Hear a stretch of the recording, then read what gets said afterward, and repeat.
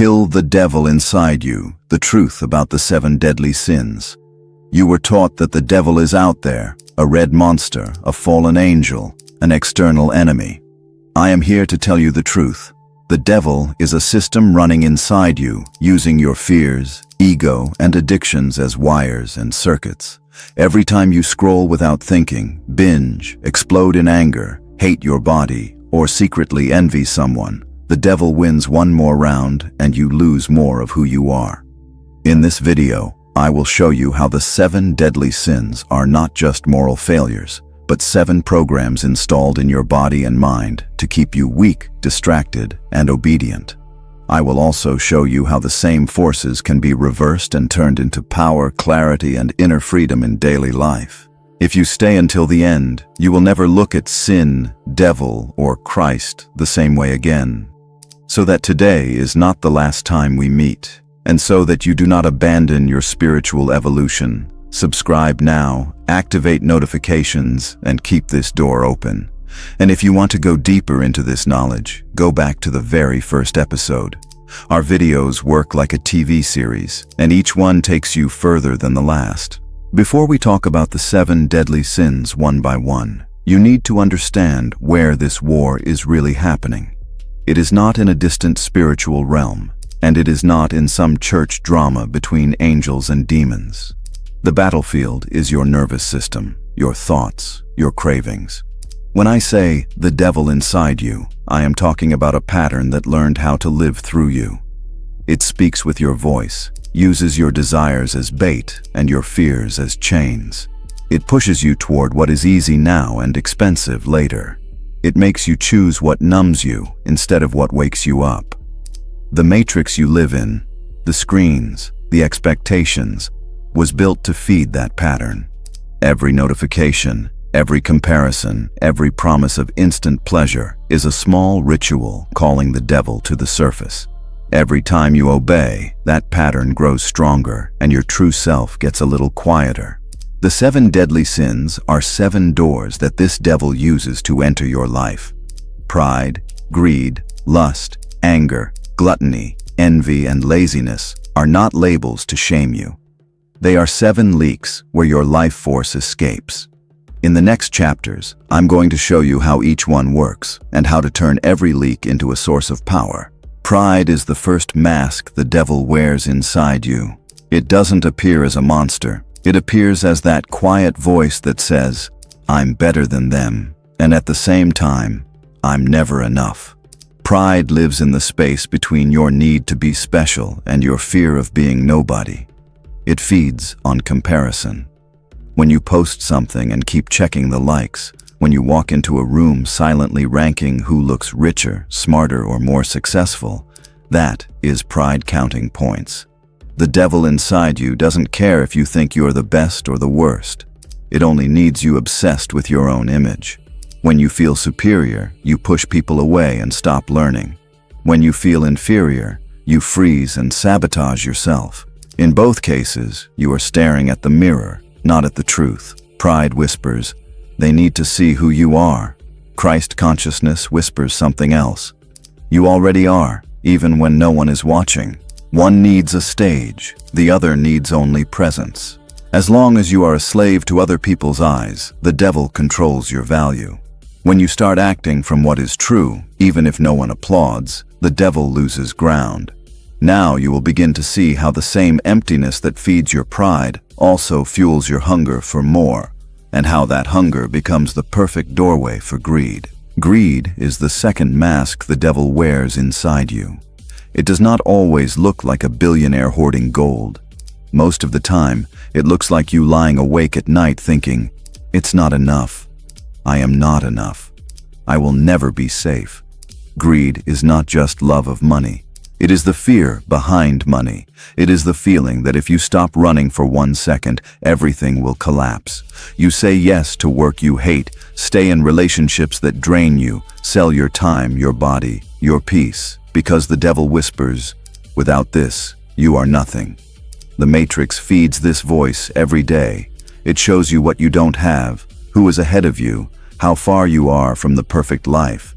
It keeps you chasing the next paycheck, the next object, the next number in your bank account, while your soul gets poorer and poorer. The Christ inside you speaks a different language. It does not deny money, but it refuses to worship it.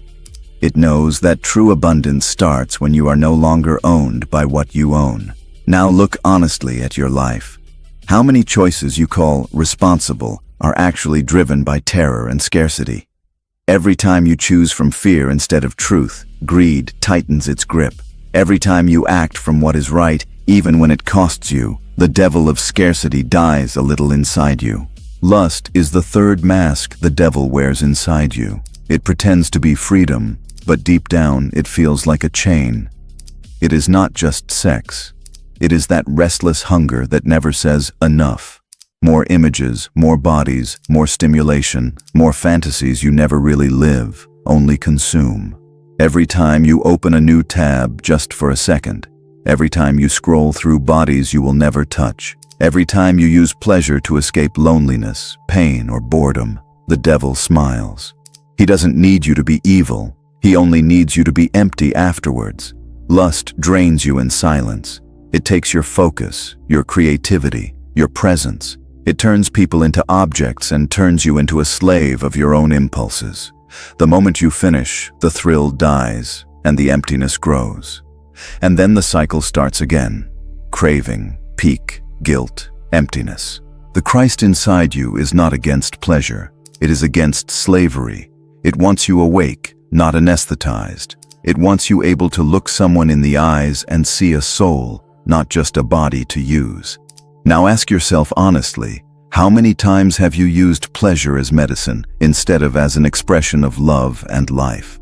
Every time you choose consciousness over automatic habit, every time you say no to what leaves you emptier, lust loses a little of its power, and a small piece of the Christ in you starts to wake up. Anger is the fourth mask the devil wears inside you. It feels powerful, righteous, even holy in the first seconds. Your chest burns, your jaw closes, your mind starts building the perfect speech to destroy someone. In that moment, it doesn't feel like the devil. It feels like justice. But look closer.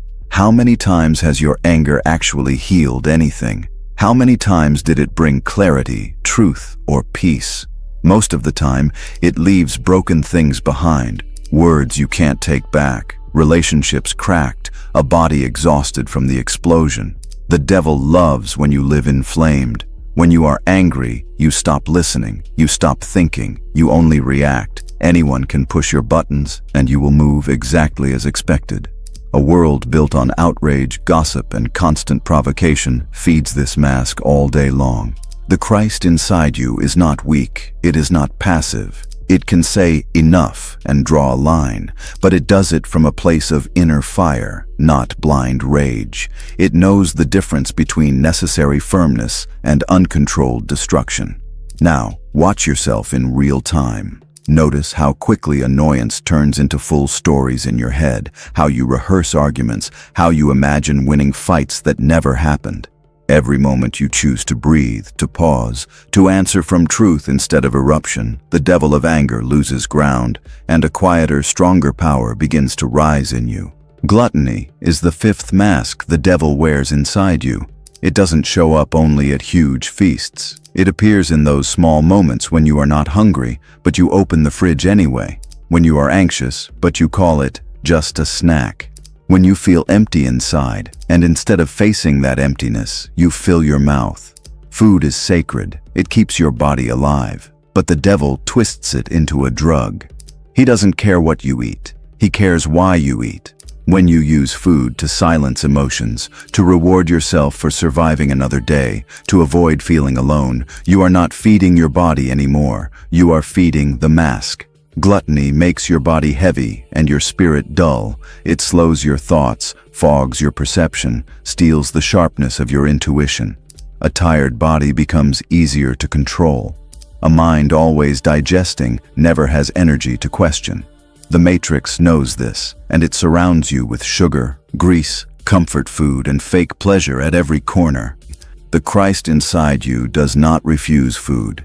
It blesses it. It eats with awareness, with gratitude, with measure. It knows that your body is a temple, not a trash can for emotions you don't want to feel. Now look at your habits. How often are you feeding your stomach when it is actually your heart that is starving? Every time you choose consciousness over automatic chewing, the devil of gluttony weakens, and your inner temple becomes a little more alive. Envy is the sixth mask the devil wears inside you. It stings quietly. It is that sharp little pain you feel when you see someone winning, shining, living something you secretly wish was yours. You smile on the outside, but inside something whispers, "Why them? Why not me?" Envy is different from simple desire. It is not, "I want that too." It is, "If I don't have it, I don't want them to have it either." The devil feeds exactly on that poison. He takes your natural longing for growth and twists it into bitterness. Instead of asking, "What can I learn from this?" you think, "Life is unfair. I am forgotten." The Matrix loves envy. It shows you carefully curated lives, perfect bodies, perfect relationships, perfect success stories. You rarely see the pain, the sacrifice, the failures behind them. You only see the highlight reel and compare it to your behind the scenes. The more you compare, the smaller you feel. The smaller you feel, the easier you are to control. The Christ inside you doesn't shrink when others rise. It celebrates. It knows that another person's light does not steal your chance to shine. It proves that light is possible. It transforms envy into inspiration and competition into calling. Now be brutally honest with yourself. Whose success secretly hurts you? Where do you feel that tight knot of, "It should be me"? Every time you bless what you once envied, every time you turn jealousy into fuel to grow instead of a reason to complain, the devil of envy loses its grip, and your own light finds a little more room to emerge. Sloth is the seventh mask the devil wears inside you.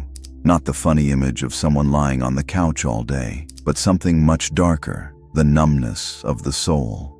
It is that heavy feeling of, "What's the point?" The quiet decision to stop caring, to stop trying, to stop believing anything can change. This is the devil's favorite sin, because it doesn't need noise. It just needs you tired on the inside. You still wake up, you still go to work, you still smile in photos, but something in you has silently given up. You no longer fight for your dreams, your values, your own growth. You live on autopilot. Sloth isn't just not doing anything, it is doing everything except what truly matters. You scroll instead of facing your pain. You distract yourself instead of listening to your intuition. You drown your inner voice in comfort, routine, and fake busyness. The devil doesn't need to destroy you. He only needs you spiritually asleep. The Christ inside you is not hyperactive, it is awake. It feels the weight, the fear, the doubt, and still takes one more step. It chooses one small act of truth over 1,000 acts of escape. Now look honestly at your days.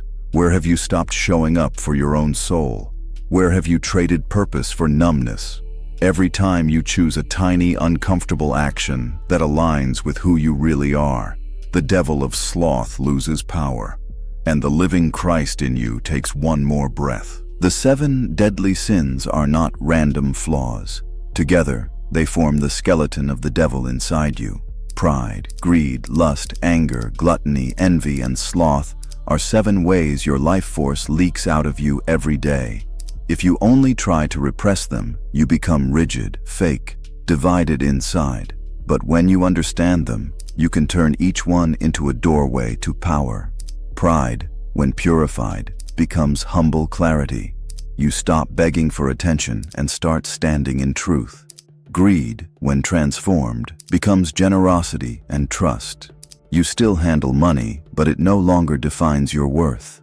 Lust, when redirected, becomes creative fire. The same energy that once drained you begins to fuel art, purpose, and depth in your relationships. Anger, when mastered, becomes sacred courage. Instead of exploding at everything, you protect what really matters. Gluttony, when healed, becomes conscious nourishment. You eat to live your mission, not to run from your emotions. Envy, when faced honestly, becomes inspiration. The success of others stops being a threat and becomes a map. Sloth, when confronted, becomes disciplined love for your own soul. You move, even when it hurts, because you know what is at stake. Killing the devil inside you is not about becoming perfect. It is about refusing to let these 7 forces run your life on autopilot. Every time you choose presence over impulse, truth over fear, discipline over numbness, one more piece of the devil dies. Now you begin to see what it really means to become a Christ, not a distant saint, but a human being whose inner enemies no longer command the throne. The devil in you lives on automatic reactions. The Christ in you is born when you start choosing consciously again and again in the smallest details of your day. It doesn't start with miracles. It starts with awareness. Notice your pride when it wants to prove something. Notice your greed when it whispers, "You'll never have enough." Notice your lust when it wants to use someone. Notice your anger boiling, your hand reaching for food you don't need, your envy burning, your sloth pulling you back to the couch. Just noticing is already the first cut in the devil's mask. Then you act differently, even a little bit. You tell the truth when it would be easier to impress. You give when fear says, "Keep it." You say no to a habit that leaves you emptier. You breathe before exploding. You eat with intention. You bless what you once envied. You take one small step toward what matters, even tired. A Christ is not someone who never feels temptation. It is someone who refuses to worship it. Now understand this. Every day you are crowning someone inside you. With each choice, you either hand the crown to the devil or to the Christ. No priest, no system, no matrix can decide that for you. Only you can. I will reveal the forbidden wisdom.